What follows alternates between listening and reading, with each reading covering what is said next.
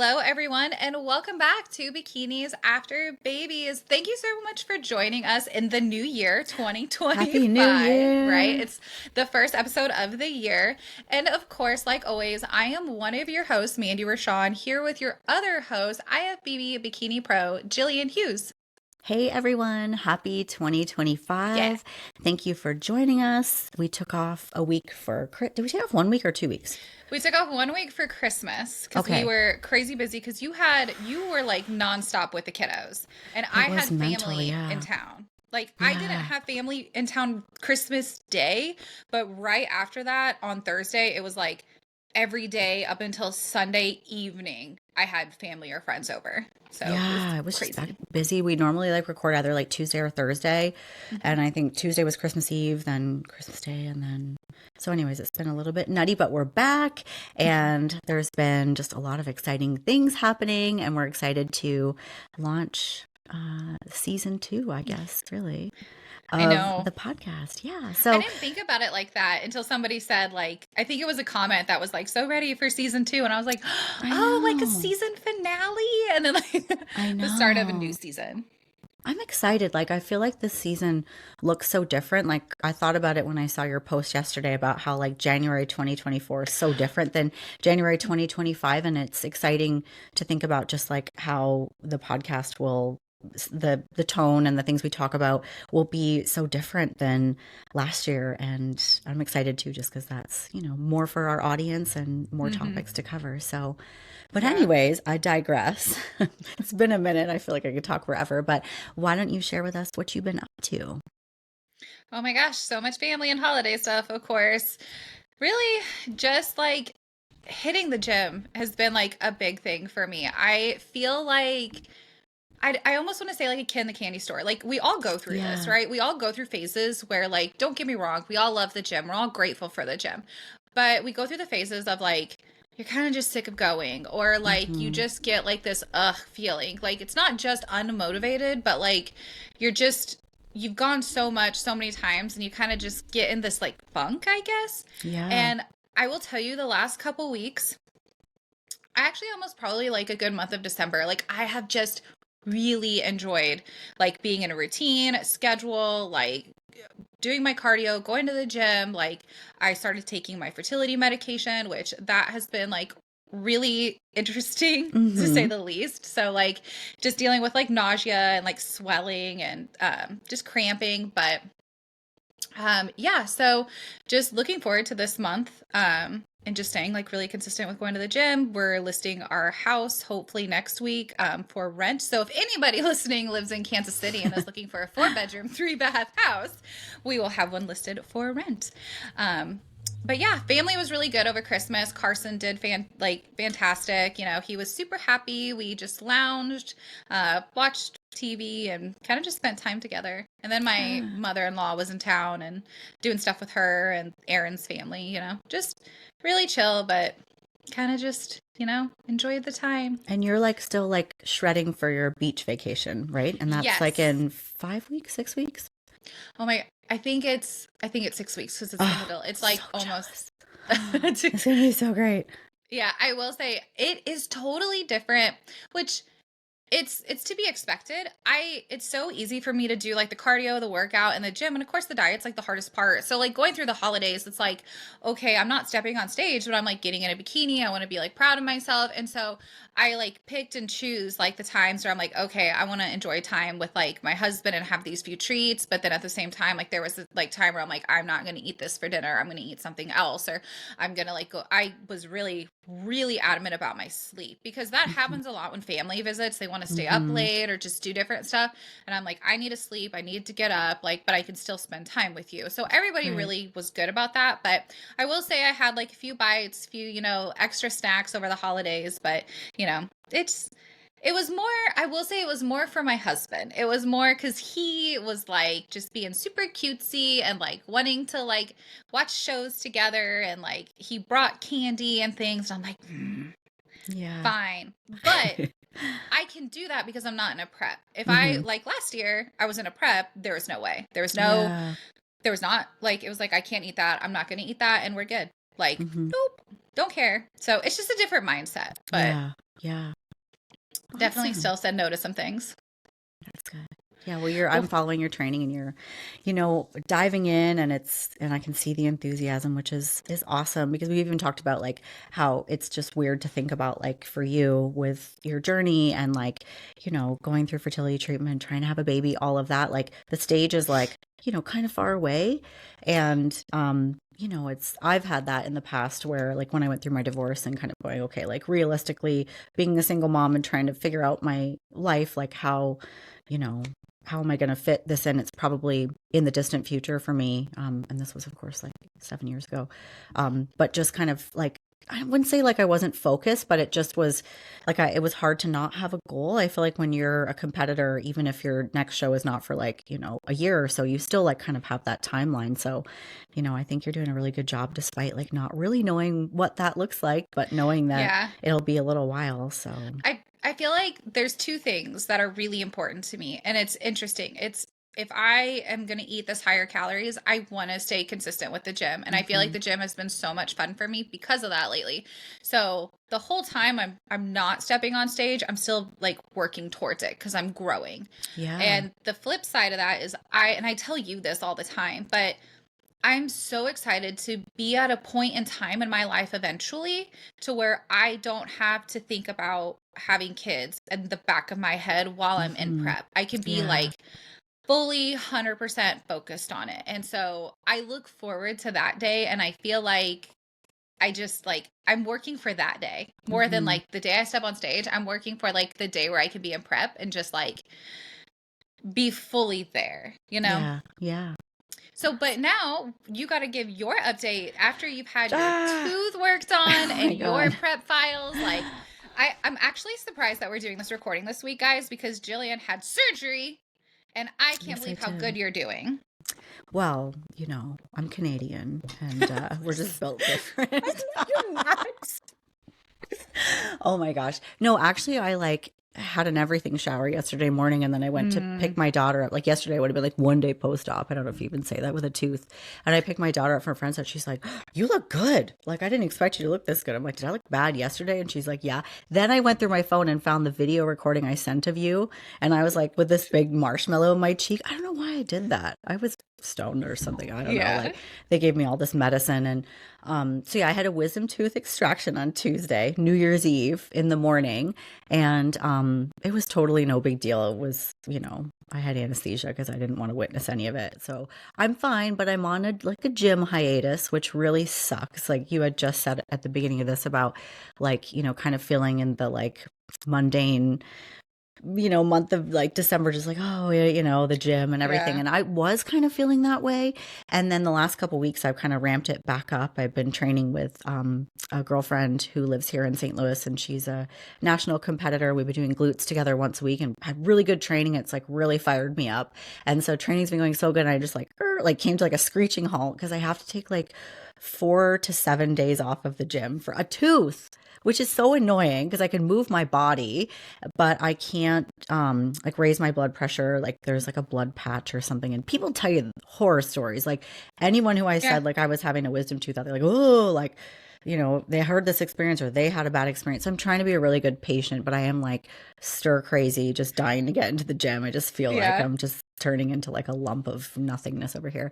So I think probably tomorrow I'll go and venture and just do like something light, just move my body, because we're also getting a big snowstorm this weekend. So I'm like, I'll just be like released and able to work out, and then I'm going to be snowed in. But I don't know, I'll take a snowmobile up there or something. Again, I'm Canadian. So, Yeah. but You should be yeah, able to walk in it. Just throw I on a know. coat and hoof it. Okay. Yeah, exactly. Just sip on some maple syrup and off I go. Yeah, so I will say prep has been kind of not great. And um I think it was when the schedule came out officially like in the middle of December, and I started to kind of look at the shows, and I was like, I've always been on this timeline of like pretty much every January I start prepping because I'm going to do a warm-up show in May, June, and then I'm going to hit the national circuit in July and August, because that's like when the Masters Nationals are between Universe, Masters Nationals, and then North Americans. So I've been on that timeline for like 6 years of like prep and so I was thinking, oh, it'll be so different this year. I can like do things differently because I can compete whenever I want. And I looked at the schedule and I'm like, well, man, like all of the earlier in the year shows kind of like fall on weekends when I have athletes and I'm coaching and other shows, or I have a cheer competition that I'm going to. And then there's like it's like 7 or 8 shows that have Masters Bikini Pro between the beginning of the season and Tokyo. And I'm like, man, those are going to be loaded, right? Everybody's going to be trying to qualify for the Masters Olympia. So I don't know. It just kind of like took the wind out of my sails. I guess I just thought it was going to be like, oh, there's a show every weekend and I can just compete wherever I want. And Yeah. it's going to fit totally perfectly into my schedule. I'm just looking at everything like, wow, like this is not, as open as I thought. There's a lot of shows like through the end of the summer and the fall. But that obviously I'll miss the cutoff for the Masters Olympia. And then also I think just like, going into a brand new league and, I didn't do a pro show after I got my pro card. I went right into off season. So I don't even know what I'm going into. So I think I just got in my head a little bit and then the holidays and just the distraction. And so I just I wasn't quite locked in. And so I sort of just am in the same spot as I was when I started this prep. It's okay though. Like I've always given myself ample time, extra time. And so I sort of talked to James in my last check-in and I was just like, I'm going to have this tooth out and I got to take time off from the gym. Should I shoot for Charlotte? Should I move it later? And he's like, let's just see what happens. Okay. Like just calm down. So Calm down. yeah. So I feel good. I definitely, I splurged more over Christmas than I had planned to, probably because I was in my head a little bit. So, just sharing that, being open and Yeah. transparent that not every pro is, laser focused all the time. And I find once I get going, I said this to you, I was like, if I'm going to be hungry and tired, I want to be shredded. And like, Yeah. as soon as I made my first cut on my diet, I started getting hungry and I was like, well, man, like this really stinks. I'm not seeing anything and I'm hungry. Yeah. And so it was just a mix of just, lots of distractions. So I'll probably never do that again. If I'm going to start prep, I'm going to start way ahead of Christmas, not like literally 2 weeks before. I feel like that works really well though. I was talking to another competitor about this because like I prep during the holidays, like I have a few times, but that's how I do it so well is because I don't start in November or December. I start in like October, September. Yeah. And so I like get a good amount of work done before you hit like the hard, like sweets are everywhere kind of bullshit. And then I'm like, oh, I don't have to do this because you're so lean. Like I was thinking about it my last prep because I started in the middle of September, I think middle or end of September. Mm-hmm. I got through all the holidays and like January, December, I was like pretty shredded looking, like in photos and stuff. And it was just so easy to be like, no cookies. Because you're seeing the results, like you're in a good groove, you have that routine, you've built up that, what's the word I'm looking for? You just build up like, I want to say like thickness of it. Like you're just used, like if you're around all this stuff, it's not as tempting. Doesn't bother, and you have, you're seeing progress. So yeah, I don't think that I had that, when I was, tempted and it was nothing crazy, but just, the usual sort of like mimosas on Christmas morning and like, desserts and stuff like that. So anyways, locked in, but obviously locked out of the gym because of this tooth. So we'll get there. I did start like doing like some like prep files of like the day in the life. And I, have yet to really show any outstanding progress. But the thing is like, I'll get there. I always do. Like I have to remind myself that like when you're feeling like, you see your shape and you see body fat and you don't see, you put yourself in your front pose and you don't look anything like you did at your last show and you have that doubt, you have to remember like your body can do it. Like you can do it. You'll get there. I've done it 20 years, pretty much every year back to back and lost and gained weight. And when I think about it, sometimes that's kind of crazy to think about all the fat that I've lost and gained over time. Like, lose 15 and then gain 5 and then lose 5 and then gain 10, like all these preps and everything. Like it's wild, right? But I can do it. I just, I have to just lock in and you almost have to just put the blinders on and trust the process. And you'll have days where like nothing happens or like you might even have a week where your weight goes up and, you just know at the end when you get on that stage, huge it'll be because of all the time that you spend in all of the, you know, Hmm. the parts when nothing was happening. And that's really like, I think that really shows the true strength of like when you're able to keep pushing when nothing is happening and nobody's clapping for you, right? Absolutely. And I feel like you're like sharing what you're sharing, and I hope everybody listening can be like, wow, like she's not perfect, you know? Like, I mean, I share quite a bit, but like you're starting your prep and you're around the holidays and you're not sitting here because come on, you and I hear it plenty of times of like of just I want to say it's pretentious, really, of like you and I will hear other girls talking, whether they're pros or not pros, doesn't really matter. But they'll be like, oh, I just don't even like think about food and I pack all my stuff and they're 100% perfect. When in reality, then like 2 years later comes out that they're not, or they have a problem or Yes. something. So in real and like if you think about it, sharing what you're sharing of like, hey, I'm in prep or started prep and like I got hit with a tooth, I got hit with, these like all this, food around me. This was really hard. Like it's very honest, it's very like open, and that Hmm. is the reality of prep. Like it is. It's hard. And like you said, when you have to put the blinders on, like you have to like take yourself and realize you're trying to do something that most of the time nobody else around you is doing. You might have a buddy or something. Sometimes people Hmm. have spouses, but nobody else is doing this. This is very hard. This is very difficult. Less than 1% of the world's population does this, and you're doing it. So you're going to have to be different. You're going to have to suffer a little bit. It's going to be hard, and you're not going to be 100% perfect. And guess what? It's okay. Like it's okay. Like it will be okay. And you'll just like Yeah, I manage through think it. like probably that is like why I've stayed healthy too, is because I'm not one of those like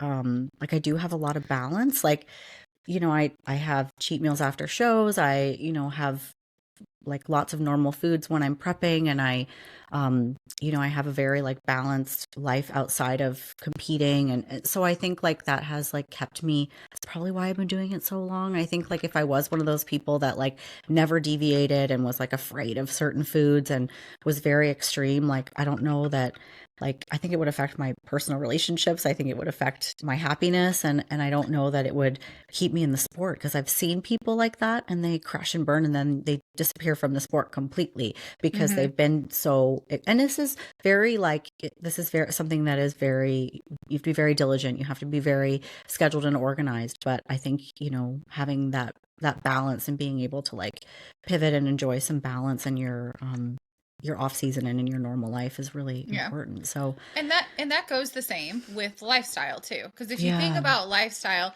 there is a seriousness to it. Like I had somebody reach out to me the other day and was talking to me about one of my transformation clients that I had, and they were just amazed at how like small her like waist had gotten. And I was like, it's it's the food. Like it really is just sticking with the food and the nutrition plan that you have and like following through with it. Hmm. Now, are you going to step on stage? No. Like you're not. But at the same time, you want to feel a certain way, look a certain way, be healthy.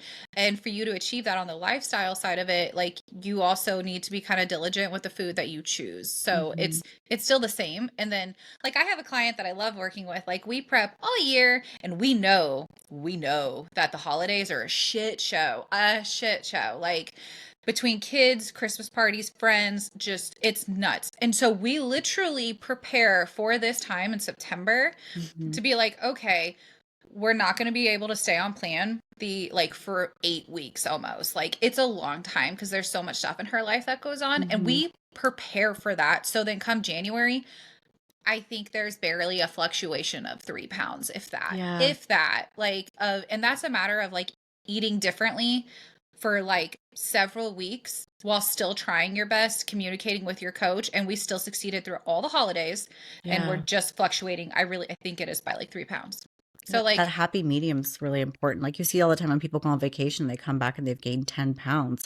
It's mhm. like, we shouldn't like like have two different extremes of like, extreme overboard, going crazy, like eating everything in sight, to like coming home and everything is like super clean and super strict and super structured, right? Like having that like Mhm. balance so that like when you travel or life gets busy, like then you don't have these huge swings. I think just keeping some of that like normalcy.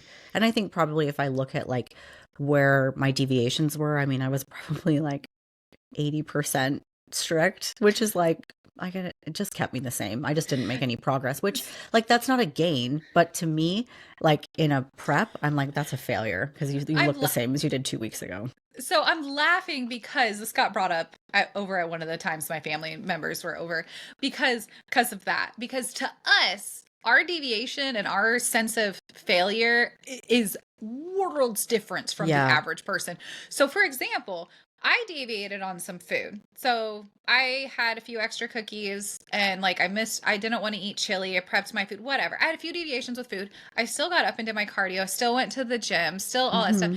And I like to us it's normal, but like I still like messed up. So I'm talking to my family about this and Aaron brought up he goes to the gym but he doesn't do any cardio. So he talked about cardio.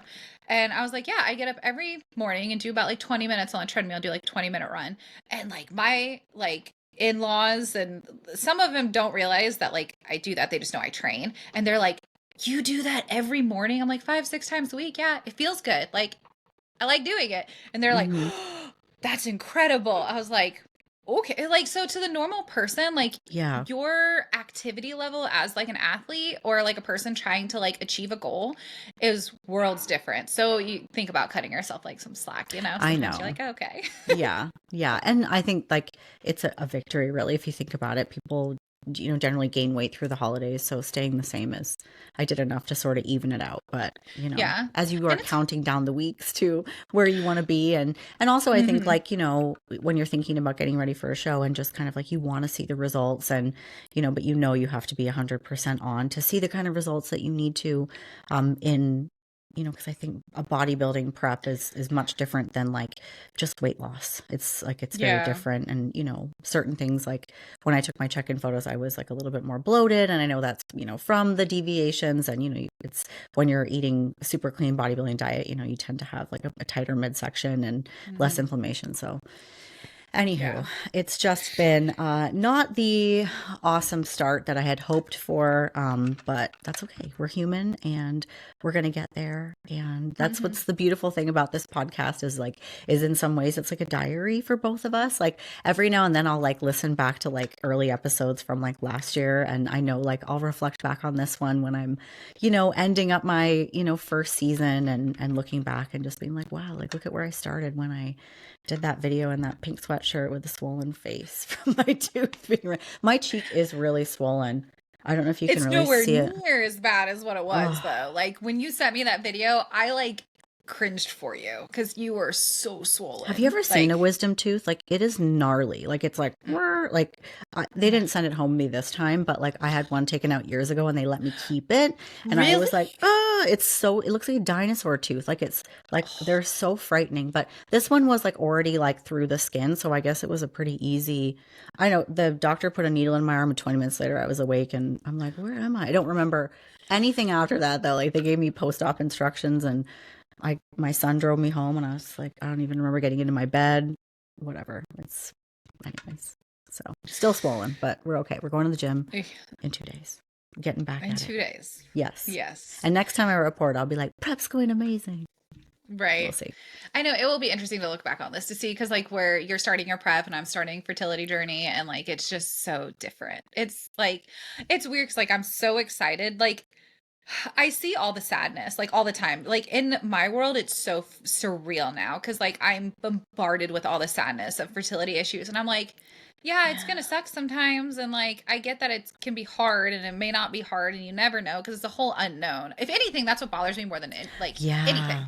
is because I am like an athlete. I like control everything and I like to control everything and I can know that if I eat like this and train like this and do like this is what my outcome will be. Whereas this I'm like, I just hope this medicine I works. know.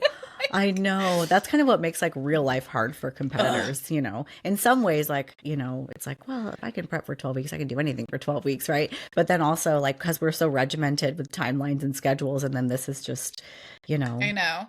So I'm hoping that the medication we're both taking works and they warn both of us that one of the outcomes of the medication, if it does work, it is like it could end in twins, which of course we would love twins. We'd love to just have 2 kiddos, knock it out, be done, and like go about life. But you know, we have a plan. Like our plan is obviously we're gonna take the meds 4 to 6 months. If the medicine doesn't work, then we'll do IVF. So we have like steps that we're Yeah. taking. Yeah. But like a doctor at any point in time can be like, hey, this is wrong. Like we have to do this. So I'm like, I hate that somebody else like controls it. But Or you could just pop up anyways, pregnant any day and ugh, just I love that.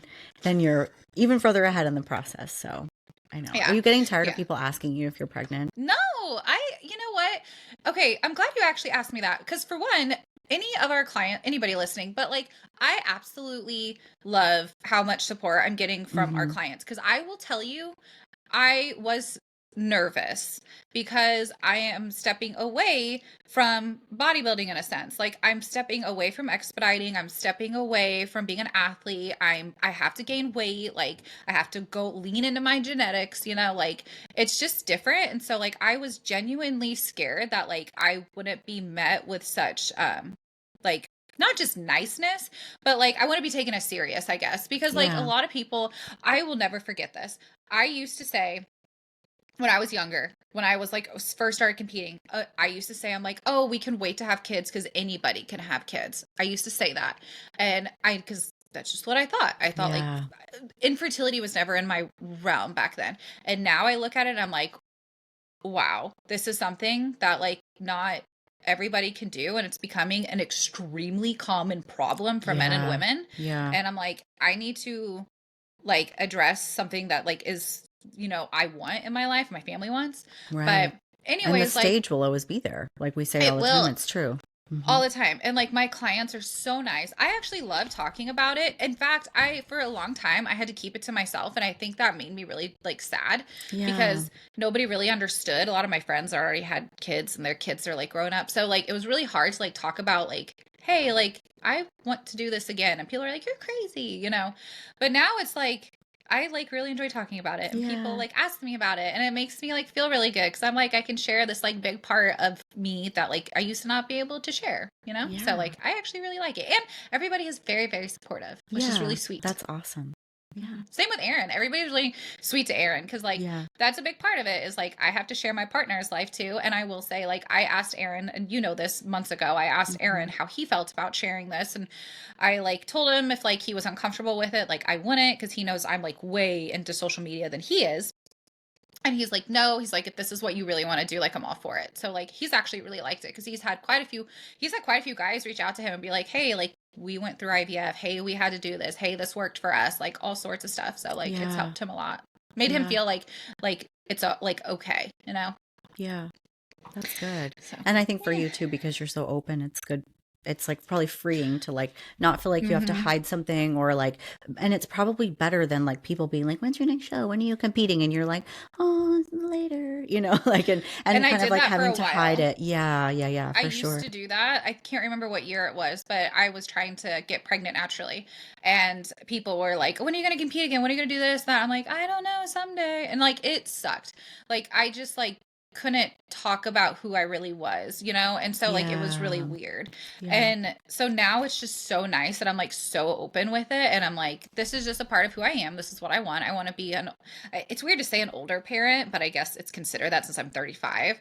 But like, it's Aaron and I like want to have more kids. Like we do. Yeah. We want to farm with animals. Like I'm a nurturer. Like we want to give and give and give. And that's like part of our give. And so like that's just Yeah. I don't know. I feel really, really good. It's really fun because like I share so much. Also, anybody listening, like I have a TikTok and like my Instagram, I share like fun family stuff now just because like it's kind of cute and like it's more relatable content too. Of like people can see like the medication I'm taking, my side effects, like food, training, all sorts of stuff. And it's like, it's had people like reach out to me and be like, you're not alone or like, thank you for sharing this. Yeah. So like, I'm just happy I'm able Awesome. to. Yeah. I love it. And it'll be cool, like, to share your journey, like to the stage and all of that as well, like on the You other know, side of it.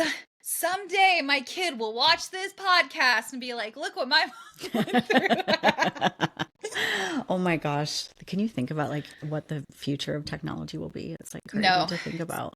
It's crazy because we watched that Megan Fox movie the other night when she's like a robot or whatever. I She's like haven't a seen nanny. that yet. Yeah, it's just crazy. Yeah. It's like a weird version of Terminator, but I don't Oh, want to ruin it for anybody. But this is a anyways. good segue. I stole your word, segue, into kind of more of what we wanted to talk about. I know our last Yeah. podcast, we talked about like the fit model division and how that got announced. And it's so exciting. And some people have said good things, bad things, but we definitely wanted to talk more, not just about that division, but also training for the division that you're choosing. So now for women's divisions, you have bikini, wellness, fit model, figure, and physique, and women's physique. So you have all these different divisions, and all these different divisions are going to train slightly different and they're going to Mhm. diet slightly different. And so we kind of wanted to touch on that today, on exactly kind of the way they may train and diet and kind of what best fits like everybody's like, I guess, structure. Yeah, I think that's so important because, I think like they're all bodybuilding. Every category that you just mentioned it's all considered bodybuilding. And I think like the the big thing about the fit model division is like the example of the physique that they're using is Ashley Kaltwasser in 2015 when she won the Olympia. Pretty sure she trained pretty freaking hard for that body. So that is still bodybuilding. So, but it's different, and we do get a lot of questions about like if I want to do wellness, if I want to do figure, if I want to do bikini, like how is that different? So we just thought we would talk about that today. And then furthermore, like let's say you've done your first competition and you get feedback, and maybe that feedback is suggesting you train a certain way and you want to train the way you want to train. We kind of want to talk about like where that can limit you as far as making improvements in the sport, and then maybe that changes the division that you're in, because what I can see happening with the fit model division is maybe ladies outgrowing it and Mm-hmm. ending up in like I've known girls that started in bikini and ended up in women's physique because of their genetic potential and their the way that they trained and the way that their body responded to training. So you know I mean, I did fitness, I've done figure, I've never done Mm-hmm. wellness, but I've done something kind of like fit model because I competed in Bikini Universe and Bikini America, with the Fitness America pageant series in like the early 2000s. So like I've done so many different categories myself. Um, and so that's the cool part of it too, is that, you might start somewhere and end up somewhere completely different. I've seen people that started in wellness and were not wellness at all and ended up doing really, really well in bikini, or the same Yeah. girl that does figure and bikini wins both in a show too. So, kind of we wanted to kind of talk about that today. So that as you're going through your journey, either you're switching divisions or just getting started, knowing how to train for those specific categories. Yeah, and I love that you touched on the fact that you can jump into all these different things and you could grow into different things. So, Hmm. especially when you're starting out, like you got to remember the fit model, bikini, and figure and wellness are all going to wear heels. Physique is the only one that doesn't wear heels, and physique is the only one that's going to have a 60-second routine. And that's the routine that they create to music that has like their own mandated kind of things they do. So with the other divisions, like if you start out, let's say you're going to the gym for a while, you have a good kind of structure and you want to compete.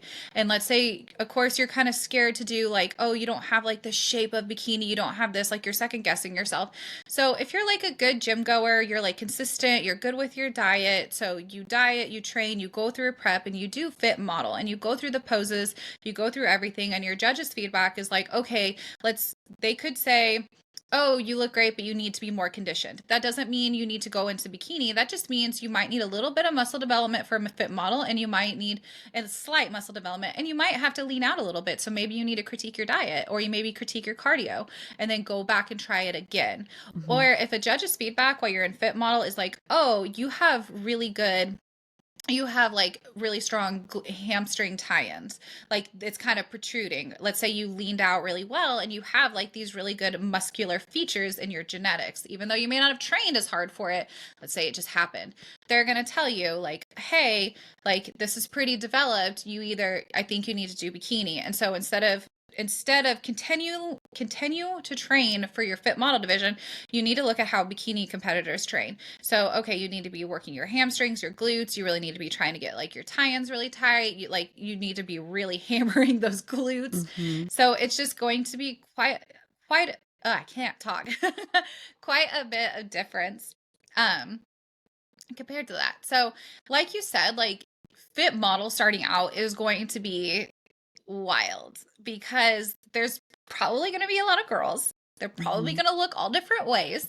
And Yes. then you're going to yeah, you're going to it's going to be crazy and you're going to have a judging panel that has to like come together and like this is what this division is. And whatever wins that division this year is going to be the staple for like next year. So, Yeah. like you said, wellness was kind of like that when it first came out, you know. Yeah.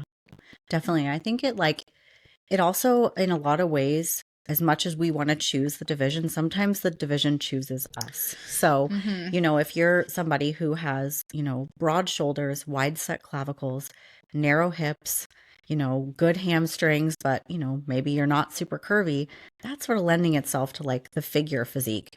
If you've got really, really developed quads and hamstrings, and you've got sort of those short, bubbly muscle bellies in your legs, and your upper body's a little bit more compact, you're going to do really well in wellness. So a lot of times, like, sometimes I'll have people say like, well, I want to do figure, or I really want to do this. And that's great. But I think you really should sort of lean in the direction of where you're going to like place well, Mhm. unless you don't care about that. But I feel like even when people say they don't care, they do. If you put all that time and money and effort into it and you're not what the judges are looking for and you're in the wrong category, you're not, trust me, you're not going to like it as much as you thought you did. Mhm. So I think really just, if you're not sure, sometimes just getting the opinion of somebody experienced in the industry and just say, hey, can you look at my structure and what I look like and see what you think, Mhm. I should, where I should land. And, we've had athletes that we've coached that have changed divisions. Like maybe we thought they were figure. And then when we started getting them ready for stage, we're like, whoa, no, this is a bikini athlete. Or like, somebody who maybe started in bikini and we were like, wow, like we're keeping a lot of size in the legs. Maybe it's wellness, right? But I Mhm. do think that even inside bikini competitors, person train differently. Like me and Jen, for example, we've just started training together.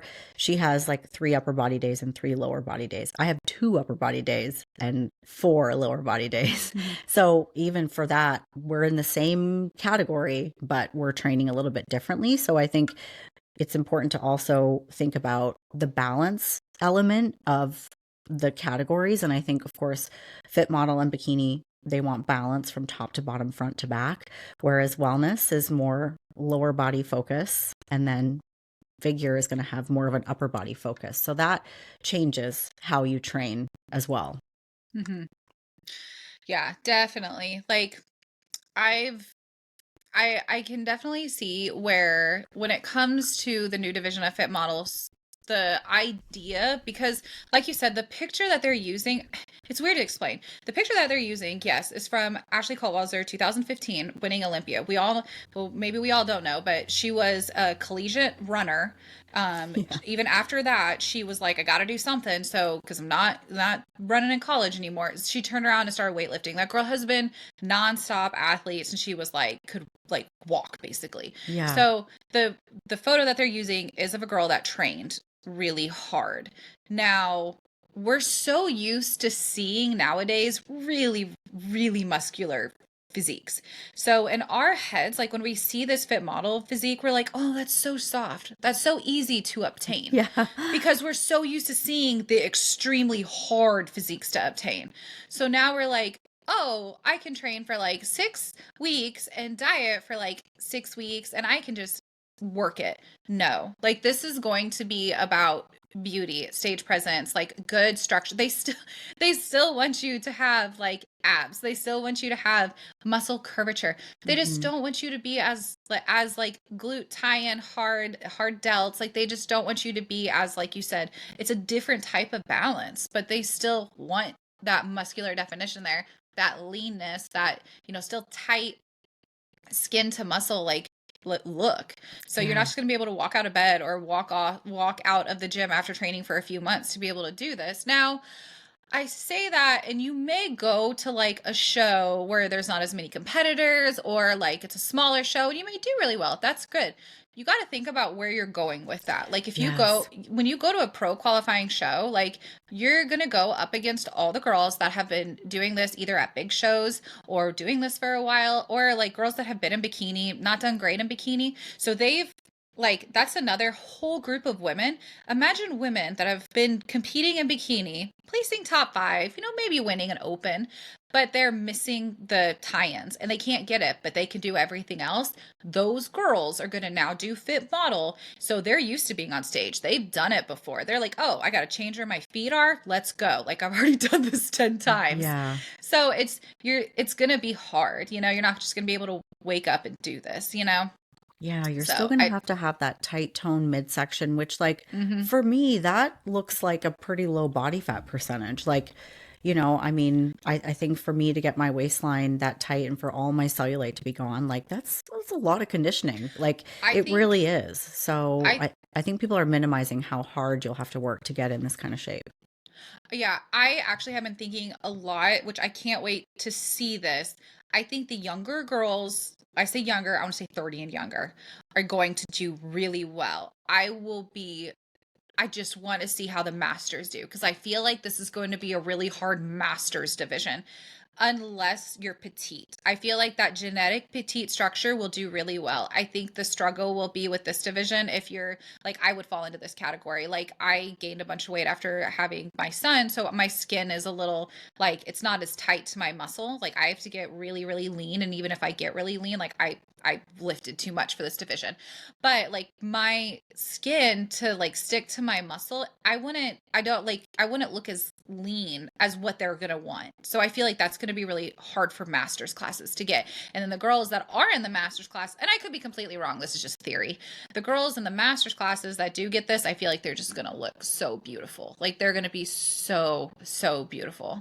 So Yeah, that's it's just my going to be like a thoughts. really beautiful shape. But I think where I kind of see it is like, typically the older an athlete is, like the more muscle maturity and the harder Hmm. their like physique is. And like there's other elements, of course, too, like the skin being thinner. So that might be a challenge for like a master's athlete of like, really having to watch the conditioning, like trying to get that fine balance of like where their skin's nice and tight, low body fat, nice toned muscle without pushing it too far into where it's really conditioned.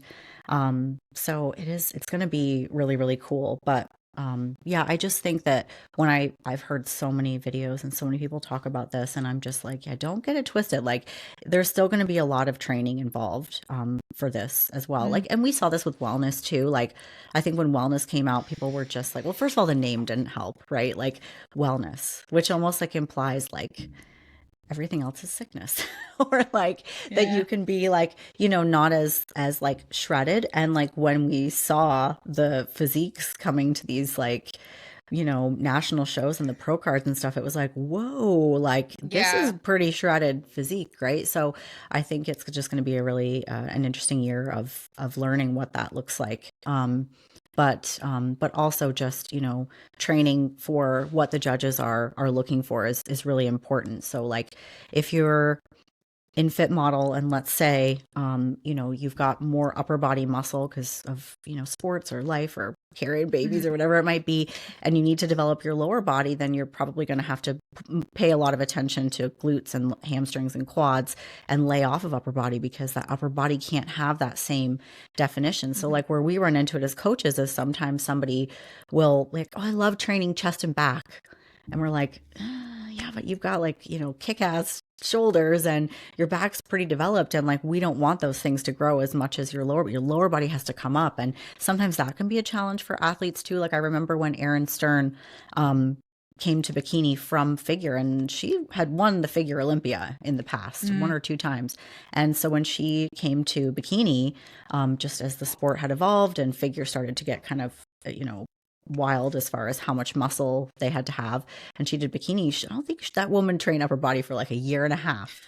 And that's hard, but that's Hmm. somebody who trains for her division, and that can be tricky when people are like, well, I like to do overhead presses and CrossFit and all this stuff, and like I want to still do that. And it's like, well, if that's not going to build your physique the way that the judges want to see it, I think it's important to remember what you're competing in and what you're doing.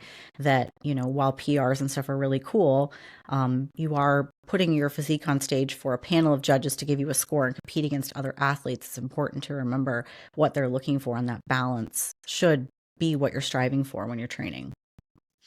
Yeah, I see it a lot when we get new competitors. I will say, like, women that are like ready to start prepping, they've been going to the gym, everything, and you start like looking at kind of what is your like gym habits, what are this? And a lot of it is like classes. Like, it's a lot of classes, it's a lot of jumping around, it's a lot of stuff, and they want the bikini physique. They want the bikini look, they want the high and tight glutes.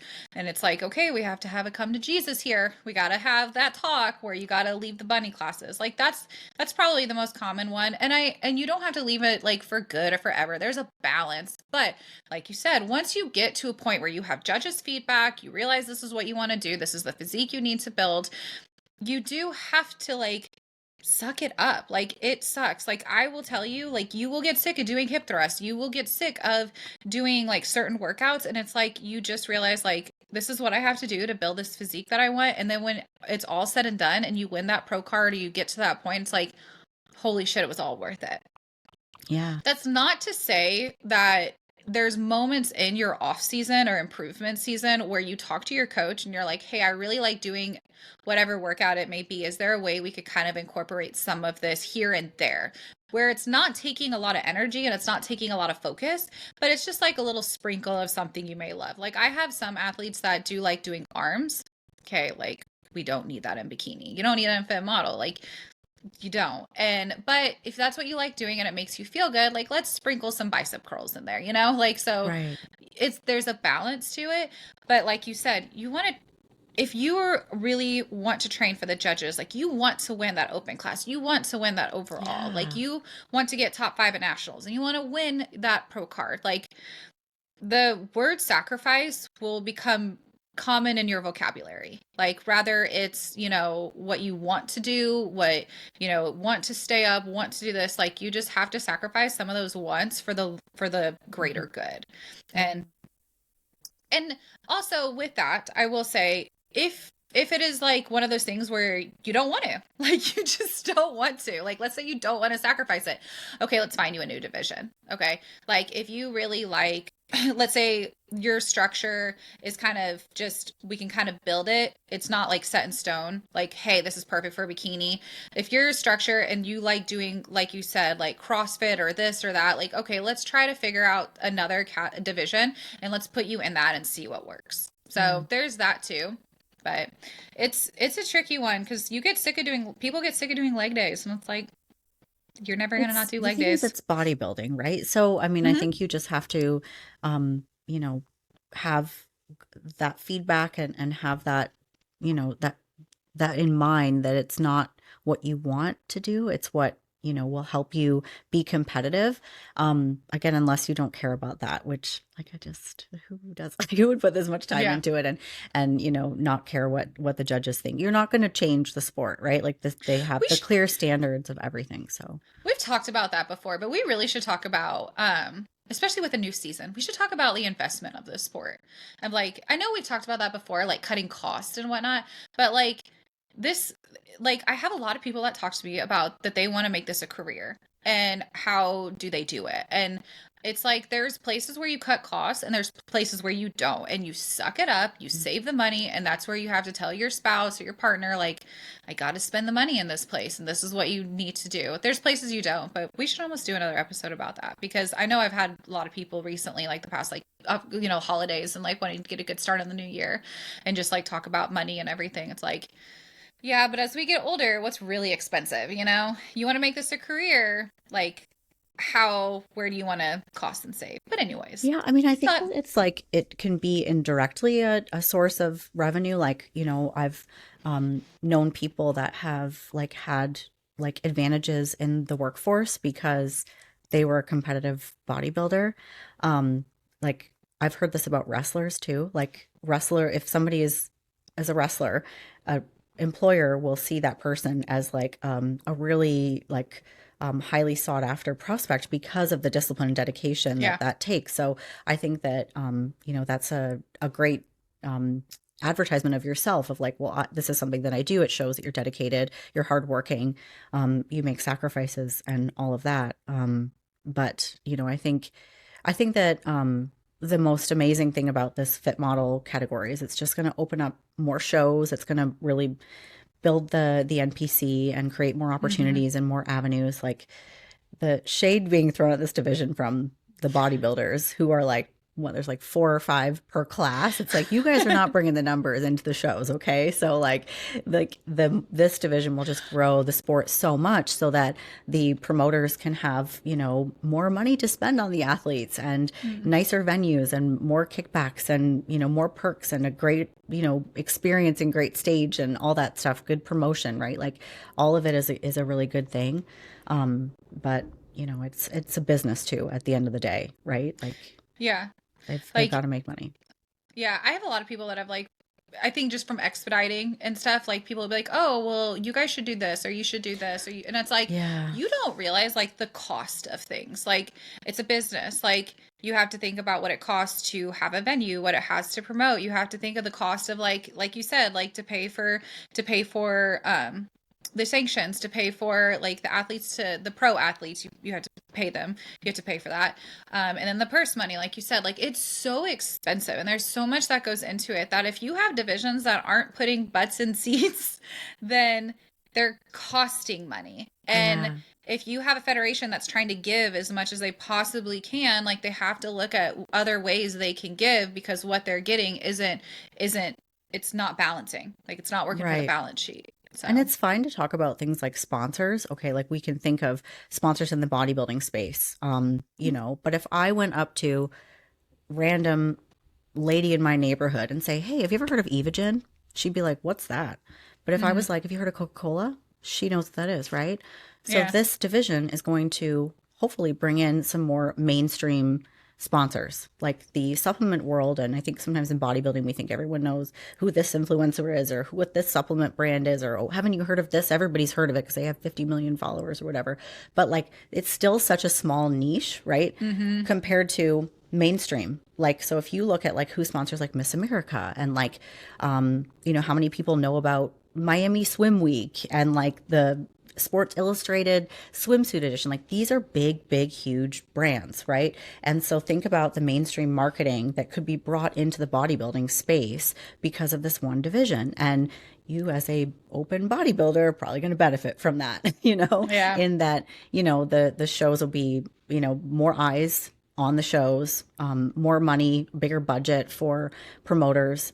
They'll be able to fund more shows for pros, because that was the other thing when I looked at the schedule this year and just to me there was a lot fewer pro shows this year than last year, and it's because it costs money. They have to Mhm. put up the purse money for those pros that are winning those shows, and they have to pay the sanction fees. It's not possible without a high number of NPC athletes. So I don't know how I segued. I guess we started talking about the Sorry about money. financial and business side of this, but Yeah.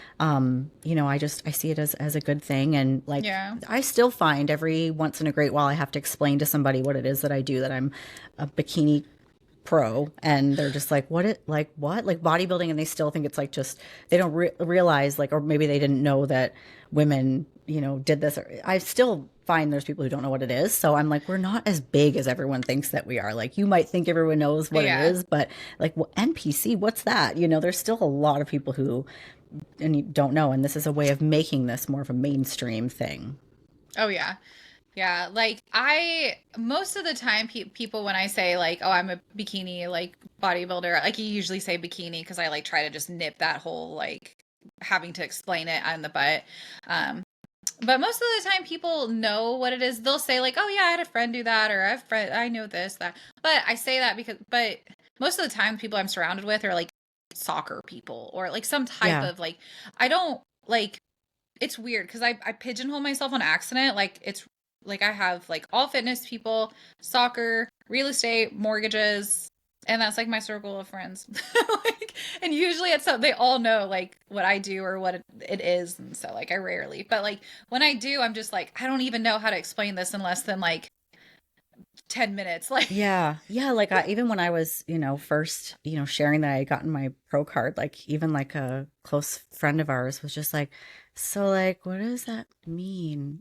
I'm like, forget it. Like, yeah, it's such a huge thing to like everyone that we know that knows this sport, but to anybody else, it's just like slow clap. Like, I don't really understand, but cool for you. Like, do I you make know. money? Like so many That's kind of always questions it. like Do you that. make money? But it would be so cool if it were, something that more people were involved in so that, Hmm. people could really realize what a cool accomplishment that is. Like there's a guy from my gym who's like just turned 60, I think, and he's doing his first show and, Oh, he's cool. just like, a lot of my friends don't really understand like what like board shorts means and it's like he's trying to explain to them that it's like, like it's bodybuilding. It's not like a pageant, So I think it's just we still have a ways to go Mhm. before it's more mainstream to where people just think of bodybuilding and they think of like Arnold Schwarzenegger and Yeah. and that he's not even like the standard anymore. Like C-Bum has like the most followers like on Instagram or something. He's got a Yeah. crazy amount, um but yeah. He's, yeah.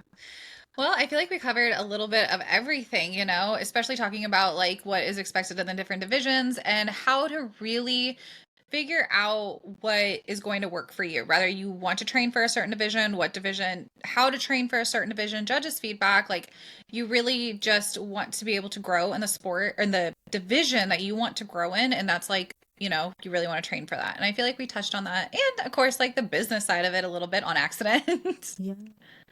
And if you are just, wanting to dip your toe in the water and possibly compete this year or just look like you do, we've got Hmm. spots on our rosters. We're accepting new clients on our team and we would love to talk to you about your goals or you can always message us. We love answering questions. We're putting together another Q&A for later this month. So anything that you'd like us to cover, I've got a few questions Hmm. already that I got through the holidays, but any of that or, we're always happy to respond and help you on your journey. Yeah, absolutely. Well, thank you guys for listening. Have a good one. Yes. Bye, everyone.